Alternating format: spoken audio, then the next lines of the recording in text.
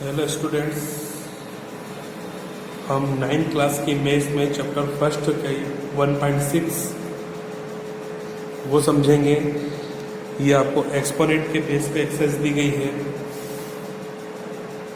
तो इसको आज हम 1.6 जो है वो स्टार्ट करेंगे। आपका क्वेश्चन देखिए 1.6 में आपको दिया है फाइंड। फर्स्ट क्वेश्चन में आपको 3 क्वेश्चन दे रखे हैं, तो इस फर्स्ट क्वेश्चन का हम फर्स्ट करेंगे। आपको दे रखा है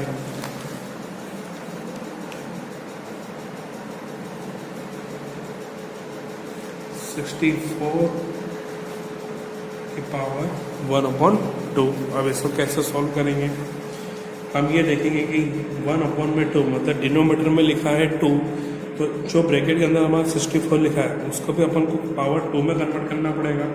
तो 64 को हम लिख सकते हैं 8 इंटू 8 8 जब वापस 64 हो जाएगा, और पर पावर चल रही है आपकी 1/2।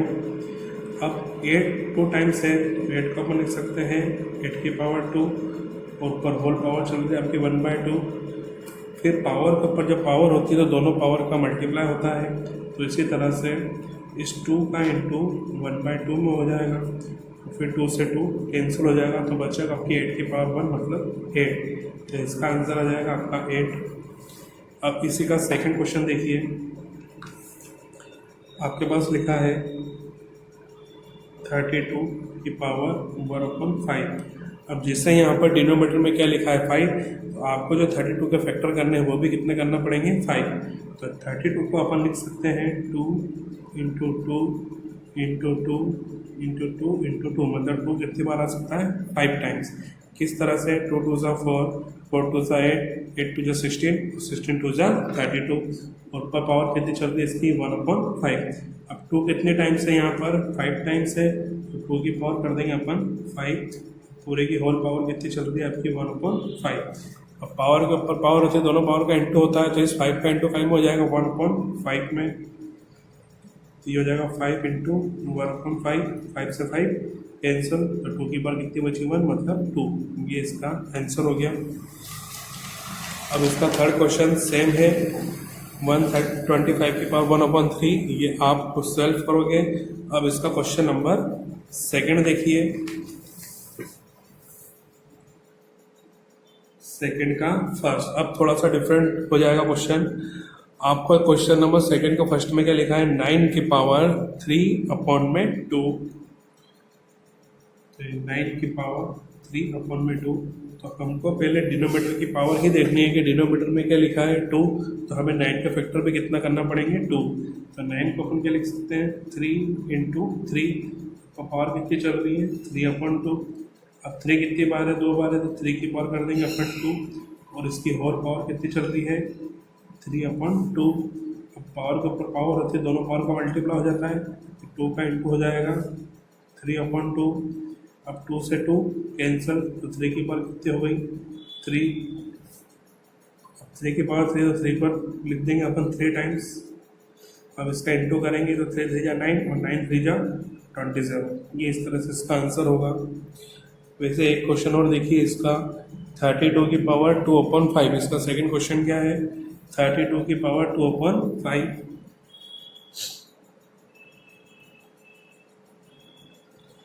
32 को अपन डिनोमीटर में पावर कितनी है इसकी 5 है, तो 32 के फैक्टर कितना होंगे 5। तो अभी हमने फर्स्ट इसके लास्ट क्वेश्चन में करा था कि 32 को लिख सकते हैं अपन 2 को 5 टाइम्स लिख सकते हैं, और ऊपर कितना चल रहा है 2/5। अब 2 कितनी बार है 5 बार है, तो 2 की पावर हो जाएगी 5, और होल पावर कितनी चल रही है 2/5। अब दोनों पावर का मल्टीप्लाई हो जाएगा, तो ये आपका चल रहा है 2 और 5 का इंटू हो जाएगा 2/5 में। अब 5 से 5 कैंसल, तो 2 की पावर हो जाएगी 2। अब 2 की पावर 2 को कितने बार लिख देंगे अपन 2 बार, तो ये हो जाएगा आपका 2 2 ज़ा 4। ये इसका आंसर हो गया। ठीक है, अब इसका क्वेश्चन नंबर जो थर्ड है 16 की पावर 3/4, वो आप सेल्व करेंगे। अब इसका फोर्थ क्वेश्चन है वो हम देखते हैं। अब इसकी जो एक्सपोनेंट है इसकी जो पावर वो काय में दे रखी है माइनस में दे रखी है। देखिए आप क्वेश्चन को, फोर्थ वाला 125 की पावर -1/3। अब सबसे पहले तो क्या है कि हम एक्सपोनेंट को प्लस में करेंगे, तो एक्सपोनेंट को प्लस में करने के लिए क्या करना पड़ेगा, ये जो 125 है, इस 125 का अपन में कुछ नहीं तो आप अपन में क्या लिख सकते हो 1। अब इसको अपोजिट कर दो, इसको उल्टा कर दो, तो डिनोमीटर न्यूमरेटर के प्लेस पे चल जाएगा और न्यूमरेटर डिनोमीटर के प्लेस पे आ जाएगा, मतलब 1 चल जाएगा ऊपर और 125 आ जाएगा नीचे। तो उससे क्या होगा कि ये जो पावर है ये आपकी माइनस भी तो तभी टाइम हो जाएगी, प्लस में हो जाएगी। ठीक है, अब 1 के फैक्टर भी करेंगे, 125 की भी करेंगे, तो 1 का तो अपन 3 टाइम्स लिख सकते हैं, क्योंकि 1 का कितनी बार भी इंटू करो 1 ही आता है। और 125 को लिख देंगे अपन 5 × 5 × 5, 5 5 25, तो 25 हो जाए 125। अब क्या होगा, 1 आपका 3 टाइम्स है और 5 भी 3 टाइम्स है, तो 1/5 पूरे की पावर कितनी कर दो 3, और ऊपर फुल पावर कितनी चल रही है 1/3। अब दोनों पावर का मल्टीप्लाई हो जाएगा, तो 3 का इंटू काम होएगा 1/3 में, तो 3 से 3 कैंसल, आपका आंसर आ जाएगा 1/5। ठीक है, अब इसका जो है अब क्वेश्चन नंबर 3 करेंगे। अब क्वेश्चन नंबर 3 करेंगे तो ये आप ये देखिए, सबसे पहले समझिए कि अगर इनटू में अगर 2 नंबर है उनका बेस सेम है और अगर उनके बीच में इनटू का साइन है तो उनकी पावर क्या हो जाती है, प्लस हो जाती है। जिससे आप इसका फॉर्मूले समझिए, अगर x की पावर m है इंटू एक्स की पावर n है, तो इंटू में अगर इनका बेस सेम है और भले पावर डिफरेंट है तो पावर क्या हो जाती है, प्लस हो जाती है, मतलब x की पावर हो जाएगी m + n। और अगर इंटू के प्लेस पर अगर डिवाइड का साइन आ जाता है तो फिर पावर क्या हो जाती है, माइनस हो जाती है, m - n। लेकिन कंडीशन आपकी ये होना चाहिए कि उसका जो बेस है वो सेम होना चाहिए। ठीक है, अब इसका क्वेश्चन नंबर 3 देखिए, सिंप्लीफाई।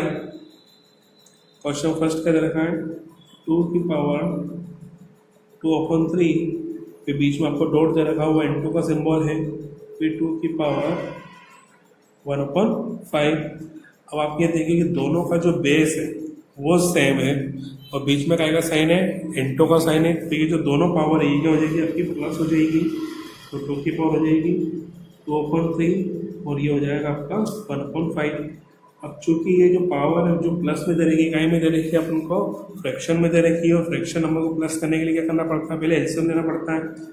तो 3 और 5 का एलसीएम कितना जाएगा 15, फिर 3 से 15 को डिवाइड करेंगे तो कितना आएगा 5, और 5 का इंटू 2 में करेंगे तो 5 2 = 10, फिर 5 का डिवाइड में करेंगे 15 में तो कितना आएगा 3, और 3 का इंटू 1 में करेंगे तो 3, तो कितना जाएगा 10 और 3 30, और अपन में कितना जाएगा 15। ये इसका आंसर हो गया। अब इसका क्वेश्चन नंबर 2 देखिए, 1 में कितना रखा है 3 की पावर 3 और पूरे की पावर 7। अब इसमें वही पावर दे रखी है 3, तो पावर के ऊपर पावर रहती है, दोनों पावर का मल्टीप्लाई होता है, तो ये हो जाएगा 3 × 7, और 1/3 की पावर कितनी हो जाएगी 3 × 7 = 21। ये इसका आंसर हो गया। अब इसका क्वेश्चन नंबर 3 देखिए, 11 की पावर 1/2 और नीचे 11 की पावर 1/4। अब इन दोनों का बेस सेम है 11 और बीच में क्या है, डिवाइड है, और डिवाइड में क्या होती है, पावर माइनस होती है। तो अपन क्या करेंगे, ऊपर न्यूमरेटर में पावर कितनी है 1/2 माइनस, और ये हो जाएगा आपका 1/4। अब फ्रैक्शन में हम पावर क्या करते हैं, माइनस करते हैं, तो एलसीएम देना पड़ेगा प्लस या माइनस करने के लिए। तो 2 और 1 का एलसीएम कितना आएगा 4, 2 से 4 को डिवाइड करेंगे 2, और 2 × 1 = 2, फिर 4 से 4 को डिवाइड करेंगे तो 1, और 1 का इंटू 1 में करेंगे तो 1। इस तरह से 2 में से 1 माइनस होगा तो 1, तो 11 की पावर हो जाएगी आपकी 1/4। ठीक है स्टूडेंट्स, अब इसका नंबर क्वेश्चन नंबर 4 है वो आप सेल्फ करेंगे, और इस तरह से आपकी एक्सरसाइज कंप्लीट हो गई है। अब नेक्स्ट वीडियो में हम नेक्स्ट एक्सरसाइज करेंगे। Thank you.